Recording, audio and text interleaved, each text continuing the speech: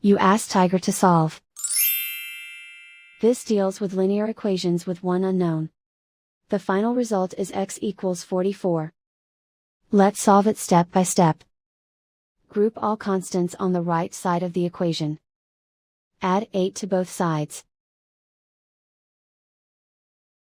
Simplify the arithmetic.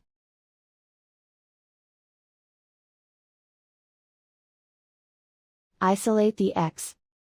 Multiply both sides by 4.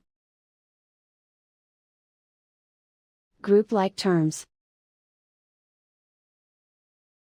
Multiply the coefficients.